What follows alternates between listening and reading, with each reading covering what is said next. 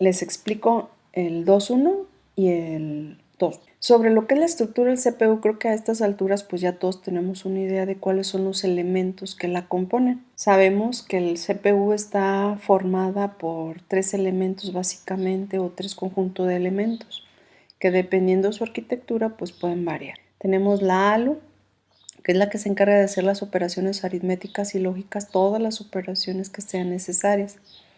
Tenemos un conjunto de registros que sirven para guardar datos de forma temporal y poder realizar esas operaciones que la ALU es capaz de realizar.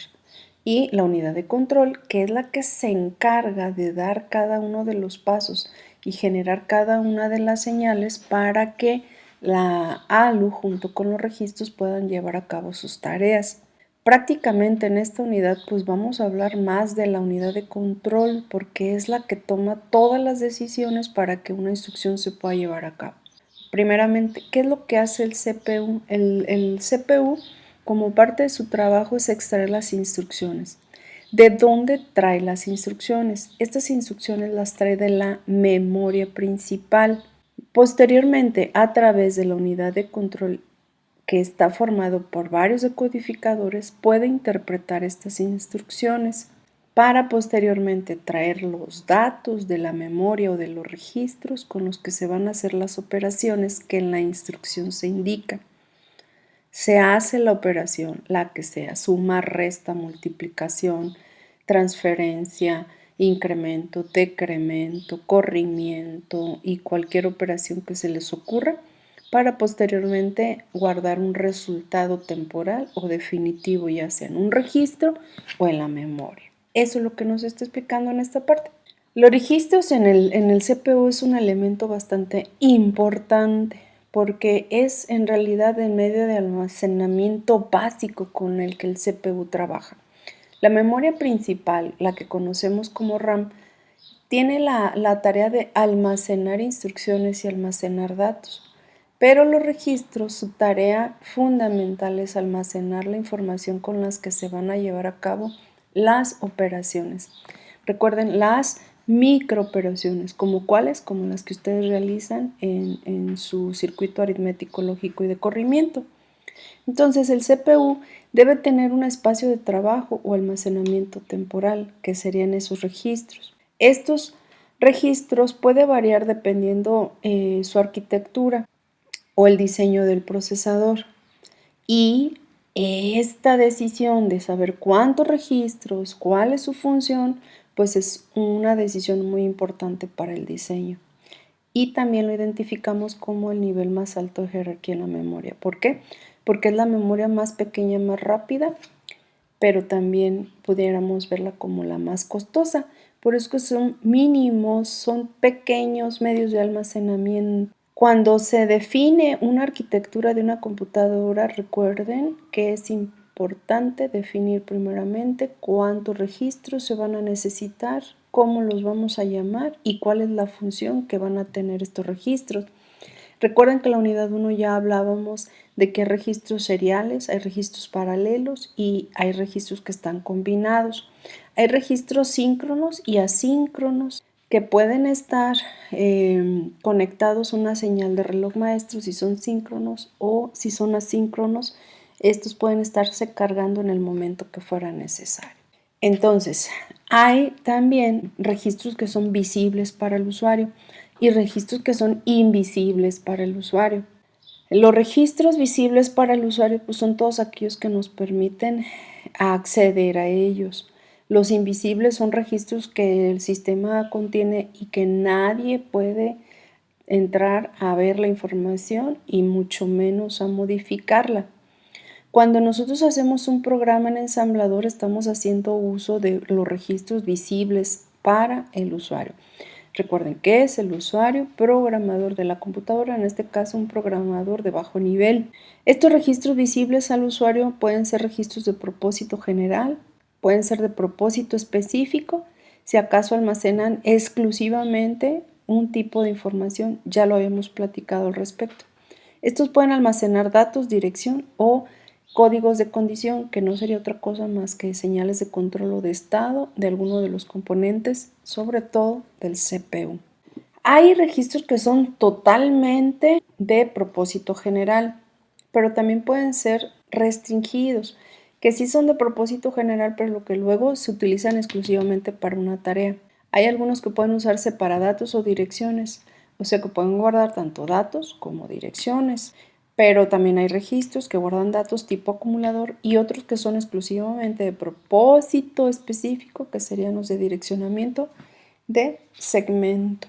¿Qué ventaja tiene hacerlos de propósito general y qué ventajas tiene hacerlo de propósito especializado o específico? Si son de propósito general, se aumenta la flexibilidad y opciones del programador. ¿Qué quiere decir con esto? Que la podemos utilizar para cualquier cosa y entonces es un registro flexible y no restringido. Podemos aumentar el tamaño de la instrucción y la complejidad. Esta sería una desventaja. ¿Por qué? Porque estaríamos usando muchos registros para una instrucción a la computadora, al procesador. Esto se le complica.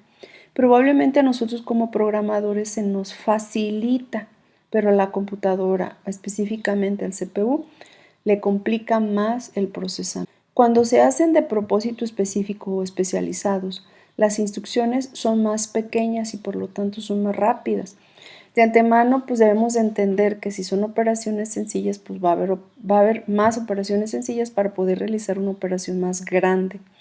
Sin embargo, no hay tanta flexibilidad como en el otro caso, porque si un registro sirve para una tarea, es exclusivamente para esa tarea y no se puede utilizar para otra operación u otra intención. ¿Cuántos registros debe de haber? Bueno, si son de propósito general, generalmente vamos a encontrar de 8 a 32 registros. Entendemos que si las computadoras o un procesador es mucho más grande, puede haber más, pero no hay necesidad de tener tantos registros porque en ocasiones se pueden estar subutilizando. Si fueran más de eso, no reduce notablemente las referencias a memoria. ¿Cuál es la intención de tener muchos registros o los registros suficientes? Que el procesador no tenga que pedir información de la memoria para hacer una operación. Si tenemos los registros suficientes, se van a almacenar la información necesaria en los registros y como son más rápidos, pues los procesos se va a hacer mucho más veloz. Si no tenemos tantos registros, pues entonces el procesador tiene que estar pidiendo o solicitando acceso a la memoria para traer información y esto es lo que más le consume tiempo a un procesamiento de información. Imagínense un aula en donde tenemos 20 alumnos y tenemos 10 sillas.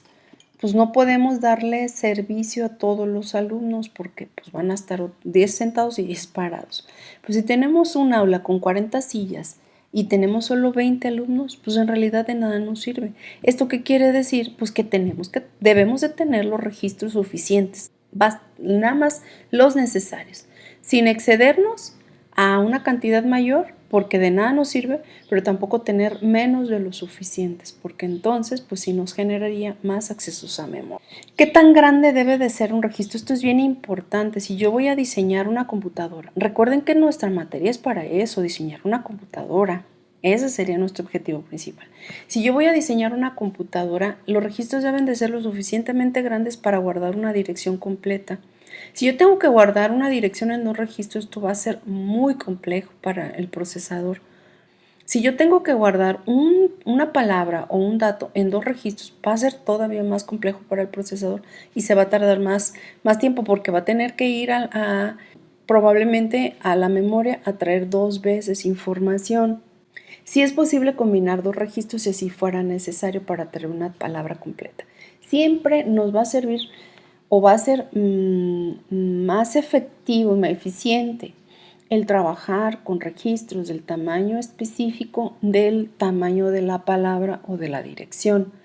Si el registro es más grande que el tamaño de la palabra, dependiendo del número de bits más grande que sea, puede servir o no.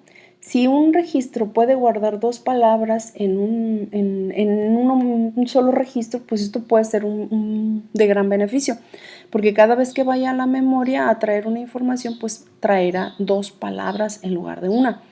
Pero si no es suficientemente grande como para traer 2 palabras o 2 instrucciones, de nada serviría tener un registro de un tamaño más grande que la palabra, la dirección o la instrucción. Sabemos que en programación podemos combinarla, podemos ponerle que es doble para poder crecer un dato, long o flotante o doblemente flotante para poder hacer más grande. Esto ya sería en programación. Hay registros que van a guardar bits que son muy importantes para el ciclo de instrucción, como el conjunto de bits individuales, que no es otra cosa más lo que ya habíamos platicado de los registros banderas. Este es muy importante porque este nos permite almacenado el estado que guarda cada uno de los componentes del procesador. Por ejemplo, si la instrucción fue una operación 0, esto va a permitir tomar una decisión por parte del procesador. Y este bit se guarda en un registro especial. Hay una operación que ya se las había comentado, que es saltar si es 0, si el resultado es 0. Entonces en algún lugar se tiene que guardar ese valor o esa condición. Generalmente este registro no se puede modificar porque es un estado que guarda el propio CPU y que sirve para la toma de decisiones del mismo CPU para saber cuál es la tarea siguiente a realizar. Hay otro registro que es el contador del programa, que ya lo habíamos platicado. Este contador de programa, su tarea principal y exclusiva es ir incrementando su valor para ir especificando la posición de la siguiente instrucción a realizar.